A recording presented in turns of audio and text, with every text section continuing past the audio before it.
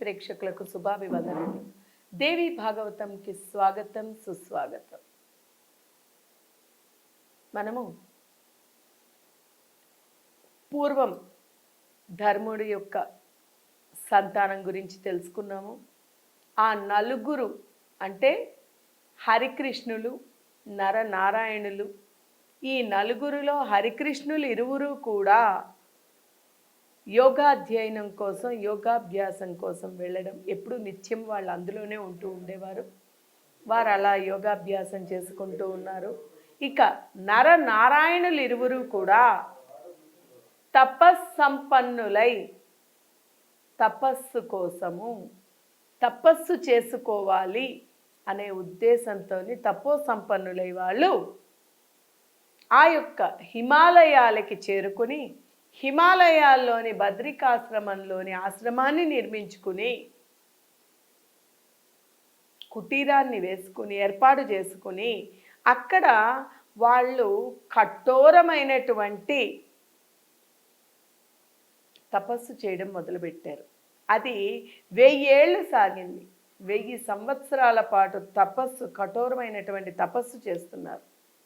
అంటే వీరి తపస్సు ఎలాగైంది అంటే ఆ తపస్సుల్లోకెల్లా, తపస్సులు చేసే వాళ్ళల్లోకెల్లా అంత అగ్రగణ్యులు అయిపోయారనమాట. ముల్లోకాలలోని కూడా వీళ్ళు తపస్సుకు మించినటువంటి తపస్సు లేనటువంటిది అయిపోయారు. అంతటి కఠోరమైనటువంటి తపస్సు 1000 సంవత్సరాలు చేశారు. 1000కి పైబడే చేసుకుంటూ ఉన్నారు వీళ్ళు. వీరు ఇలా తపస్సులు చేసుకుంటూ పోయేసరికి వీళ్ళ తపస్సు యొక్క తీవ్రత ముల్లోకాల్లోని వ్యాపించింది.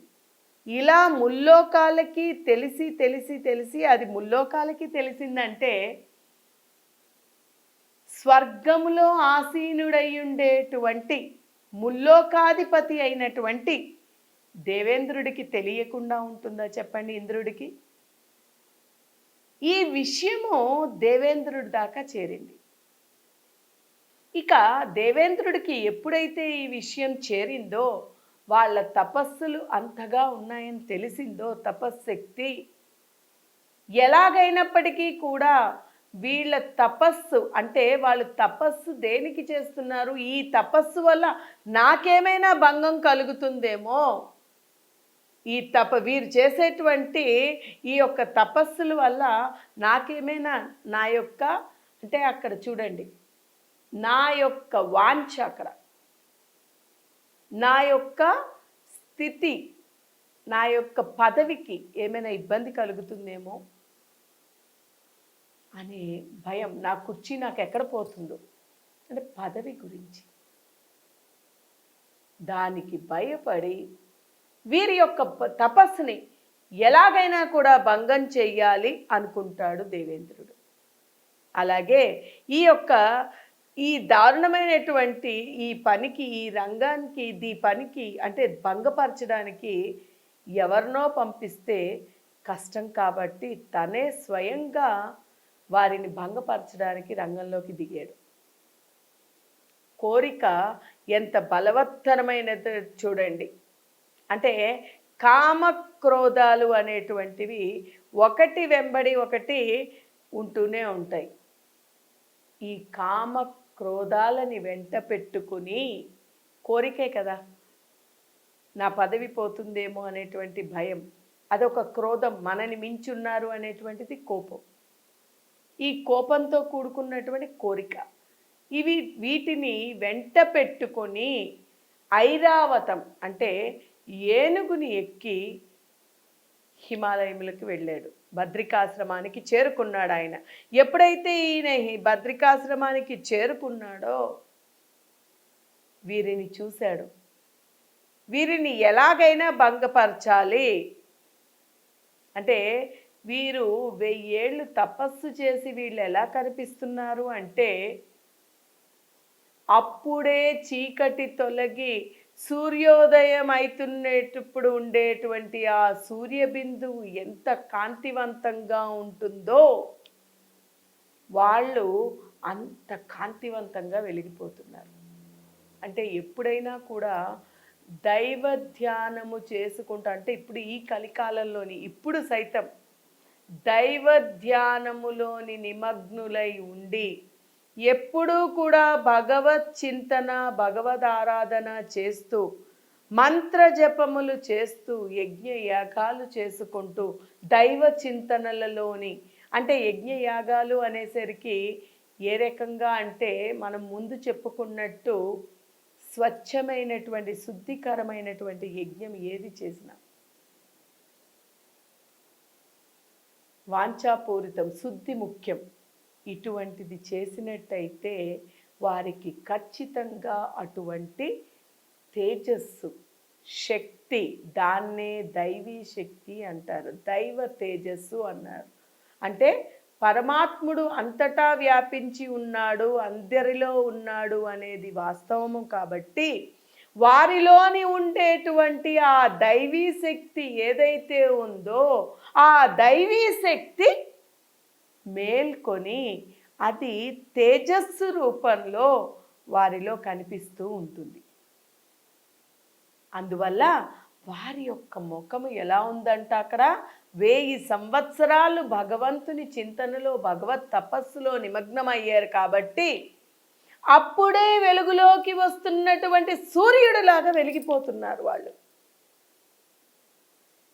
ఎవరైనా తెలిసి సూర్యుడిని ముట్టుకోవడానికి ప్రయత్నిస్తారా? ఒకవేళ ముట్టుకుంటే జరిగేది ఏమిటండి? కాలి బూడిదవుతారు. అంటే తపశ్శక్తితోని వాళ్ళు అంత శక్తివంతులు అయ్యారు అని అర్థం అన్నమాట. అక్కడ ఇంతటి శక్తివంతులుగా అయినటువంటి ఈ శక్తి తపస్సుతోని సంపాదించుకున్నటువంటి వీరిని ఎలా భంగపరచాలి? వారికి దరిదాపులకు వెళ్ళి వారిని ముట్టుకుందామన్నా వారిని ఇంకేమైనా చేద్దామన్నా కూడా భయం ఒక పక్క. అందుకని వారిని ఎలాగైనా కూడా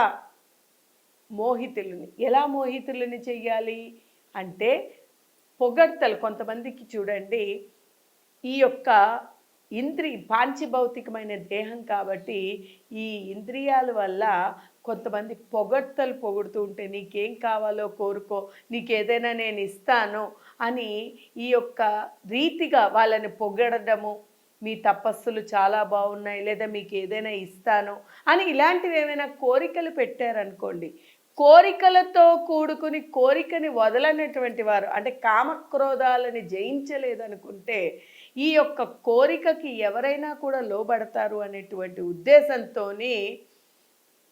ఈయన ఏం చేశాడు, అక్కడే ఈ యొక్క ప్రత్యక్షమైనటువంటి విష్ణువులా వెలిగిపోతున్న వీరిని అంటే చంద్రుడి యొక్క అందానికి టీవీగా ఎటువంటిది లోపం లేకుండా ఉండేటువంటి వారిని తపస్సు భంగం చేయడానికి వారిని పొగడ్డం, మీ తపస్సులు చాలా బాగున్నాయి, మీరు ఎంతో బాగా తపస్సు చేస్తున్నారు, మీ తపస్సు శక్తి ఇంత అంతా కాదు, మీకు నేను ఏ రకంగా సహాయపడగలను, మీకు నేను ఎలాగైనా సరే ఏదైనా వరం ఇవ్వాలనుకుంటున్నా, మీకు ఏం కావాలో చెప్పండి అని ఏదైనా ఉత్తమోత్తమైనటువంటి వరం ఇద్దామనుకుంటున్నాను, ఏం కావాలో చెప్పండి, మీ కోరిక ఏంటి, మీరు ఎందుకు తపస్సు చేస్తున్నారు తెలియపరచండి అని వారి యొక్క విషయాన్ని తెలుసుకోవడానికి ఎన్నో రీతులు ప్రయత్నం చేస్తాడు ఇంద్రుడు.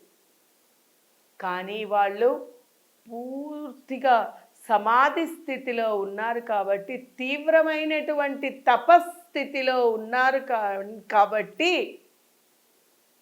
ఈయన చెప్పేటువంటి విషయం కానీ ఈయన ఇస్తానన్న విషయంపై కానీ వీరు ఏ మాత్రం చెలించకుండా సంపూర్ణంగా ఆ తపస్సులోనే నిమగ్నమైపోయి ఉలకకుండా పలకకుండా కూర్చున్నారు.